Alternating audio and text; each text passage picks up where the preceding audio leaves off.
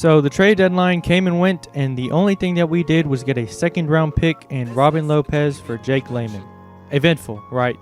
I looked at some of the other teams to possibly send Layman to, and the Sixers had plenty of guys already. Same story with Boston, Miami, and I didn't want to send him to the Western Conference. I mean, he's not great, but I still don't want to help out any Western Conference teams. Moving on from the least important part of this video. But the Bucks could use a guy who could shoot, and he locked up for a couple of years, so I figured it made some sense. Anyway, we had a couple of participants in the All-Star Weekend.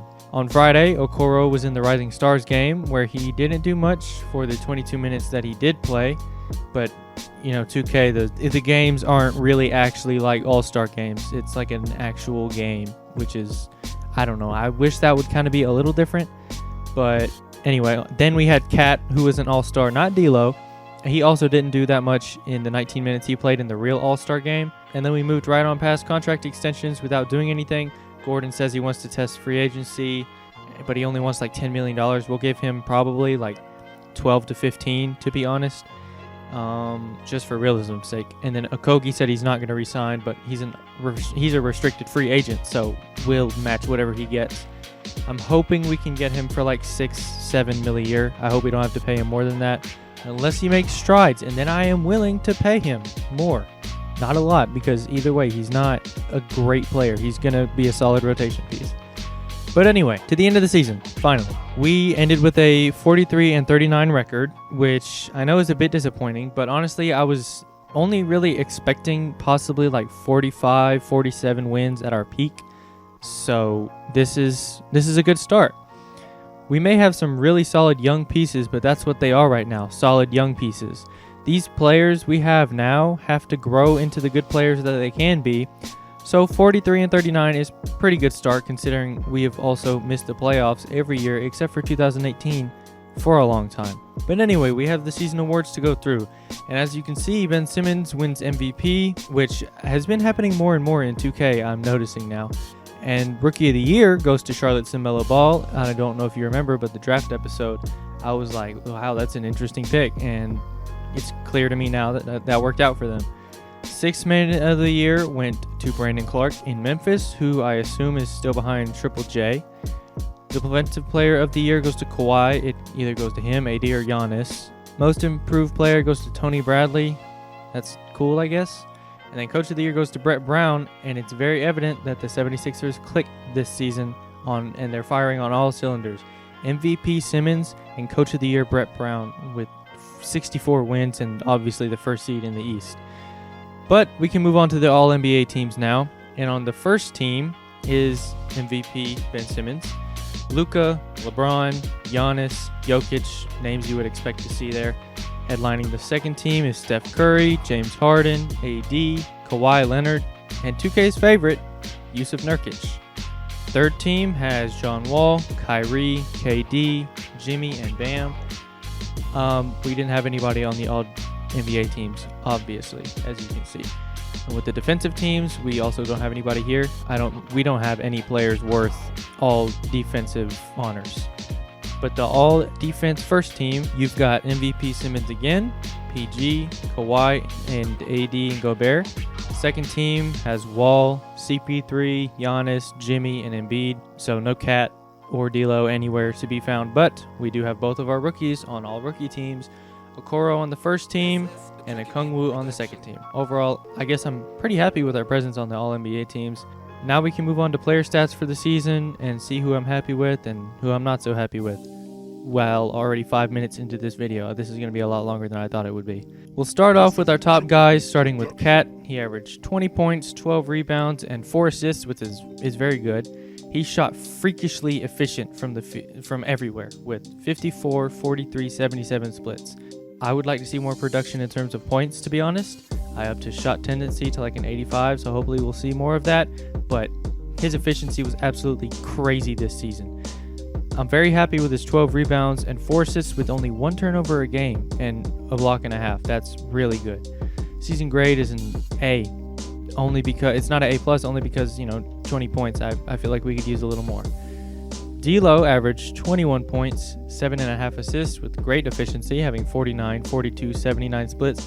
I feel like those free throws could be up a little bit, but other than that, he's been very good. Honestly, he's probably our top offensive option, maybe. I really don't know. It's kind of a toss-up. And he's one of the best offensive guards in the league, I feel like I can say. We'll give him an A as well. Now we can move on to the complementary pieces because, I mean, the stars were kind of just straightforward. And we can start with Gordon, who averaged 14.6 rebounds, almost 3 assists with 44, 31, 71 splits. Honestly, he was a little disappointing offensively, but defensively, I'll assume that he was pretty good for us. He's athletic, can switch between multiple positions, but he definitely needs to pick up the offense. And I hope that an offseason of shooting threes will get him to a respectable percentage. But for now, I'll have to give him a B-. Okoro as a rookie was very good, and honestly, his potential is pretty high. He averaged almost 13 points, 3 rebounds, and assists. His shooting was 49, 35, 75 splits, and there's only room to improve from there. And defensively, he was solid and often guarded the other team's best player. He's going to get an A+. Moving on to the other rookie, Okogie. He averaged 8 points, 6 rebounds, and a block and a half a game. Shot 52% from the field, very good defensively. Not a whole lot to say about him, but he'll also get an A. Now we get to some of the more controversial players. Okogie will be next, and he's been pretty up and down.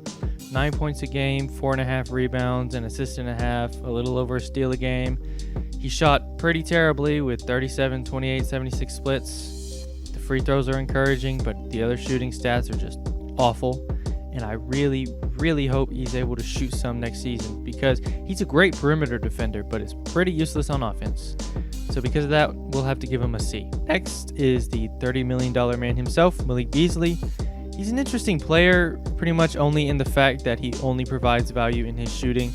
I mean, in saying that, I understand that he is very limited in his scoring. He's not good off the dribble. He's not exceptionally quick to run around screens. He's not great at anything other than shooting, honestly. So while putting his shot tendency up did help, I don't think he'll ever be the scorer that I want him to be. I don't think he'll ever be our Buddy Hield. He was very efficient, though, averaging almost 10 points a game, 49, 42, 89 splits. So all things considered, I guess we'll give him a C+. Jarrett Culver, I'm going to keep this pretty short. I'm giving him a D. He averaged 7 points on 36, 33, 43 splits. Nothing good comes out of his time on the court, to be honest. And unless something changes very soon, he'll be off the team or in the G League or something. Then there's Moutier, our backup point guard, who was fine. I don't think there will be any better players available, so we'll probably pick up his team option next year, especially since we're kind of strapped for money right now. Oh yeah, he averaged 8 points, 3.5 assists on 42, 36, 80 splits. He gets a B+. He was fine. Okay, so now we will move on to team stats, and then after that we'll get to the playoff previews. This is going to be pretty long, like I already said. Team stats, we already took a look at those last episode, but they changed since it's been like 3 months. We were 7th in offense, 16th in defense. For a young team with a few rookies as key rotation players, these numbers are pretty good and they only really have room to improve. One thing that is pretty good about our team is our 3-point shooting. Our percentage is 4th best at 37%, 5th best 3 points made with 14 a game. And this might come to your surprise, but we get the 5th most assists per game at 25. Considering we have a bunch of guys who average under an assist per game, being 5th best in that category is pretty great. One of our biggest weaknesses, however, is our free throw shooting. We are 4th worst at 73%, and we're definitely going to free throw camp this offseason. Our bench is pretty middle of the road, 13th at 38.5 points per game. So our team's pretty all right. Now, on to the main event, the playoff preview. We are the 8th seed, as you can see here, and unfortunately going up against the Warriors. Their starting 5 is what you'd expect it to be. Steph, Clay, Wiggins, Draymond, Wiseman. And actually, this is a lot better of a matchup than you think. All we have to do is harass Steph and Clay, obviously easier said than done, and it almost shuts down their entire offense. Wiggins isn't really going to force the issue all that much. He's not great. Draymond is pretty much a null on offense outside of his playmaking. And then Wiseman is not great anywhere right now as a rookie. We can leave Draymond wide open pretty much and can play a little more off Wiggins than we can Steph or Clay. And our strength and defense in the front court should allow us to bully Wiseman a little bit because he's not a great defender right now. He's got the tools to be, but as of right now, he's not. And he's not a great scorer either, so it'll be tough to score over the stronger and more talented Karl Anthony Towns. Do we have a chance to win this series? No, not really, but I think it's possible we take this series to 6 games, 7 if we're lucky. Cat is a consensus top 3 big man in the NBA and has the potential to be the best offensive big ever. So that would be a huge help in attacking the Warriors' weak big men. While all that is great though, there is one glaring flaw with the Warriors, and that's how we're going to have to beat them. The Warriors bench is the worst in the league, number 30. And once you take a look at some of the guys on the bench, you'll understand why. Here's their bench lineup. Austin Rivers, Damian Lee, DeAnthony Melton, insert random power forward here, and Kevon Looney. The offense in that lineup is atrocious. But there are some decent defenders. There's actually some pretty... DeAnthony Melton is a pretty good defender. Austin Rivers is a pretty decent defender. Kevon Looney's fine. You know, that's what their bench provides, is enough defense to hopefully survive until their starters come back in. But before we leave off, though, I do want to show you some minor changes to the rotation. The most notable changes are that D'Lo and Cat are both playing 36 minutes, and the whole first and fourth quarters, Okoro's up to 34 minutes, and we just cut down on the poor bench players. Oh, and before we actually go, here's what we're going to try to do to stop Steph from dropping 50 every game. We're going to put Okoro on him to give him his first real test on defense.